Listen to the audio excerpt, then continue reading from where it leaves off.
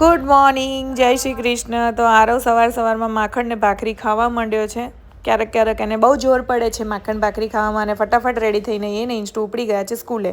અને મેં ઇન્સ્ટુ માટે બનાવી દીધો મસ્તીનો મલ્ટીગ્રીન બાજરાનો રોટલો.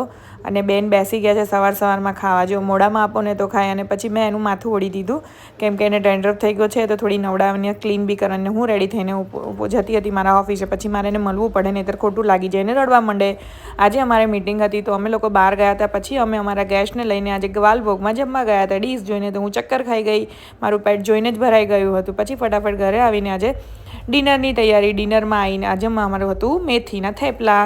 તો ફટાફટ બધું સબ્જી કટિંગ કરીને થેપલા બનાવી નાખ્યા. અને પછી હું ને આરું જમવા બેસી ગયા.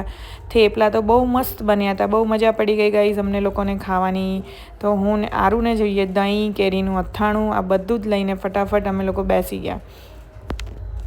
પછી અમે હોલી પૂજા કરવા માટે હું ને ઇન્સ્ટુ ને આખું ઘર ઉપડી ગયા ગાઈઝ. અને જો ઇન્સ્ટુ ચારે બાજુ ફર્યા કરે, એક તો થાળીનો વજન જ એટલો હતો ને મારાથી ઉચકાતી જ નથી. તો સરસ મજાના દર્શન થઈ ગયા ને અમારો દિવસ આજે પૂરો થયો. આવી રીતે આજનો દિવસ અમારો ફટાફટ ખતમ થઈ ગયો. આજે બહુ બિઝી દિવસ હતો, અને આજે હોળી હતી, તો બધાને હેપી હોલી અને હોલિકા દહનની પૂજા બધું જ કરી આવ્યા છીએ. અને કાલે ફરીવાર આપણે મળશું નવા બ્લોગ સાથે. Bye, thank you guys. એ કલ્લુ દેખો મેરા, એ તો ધોલું હે, કલ્લુ સો ગયા હે.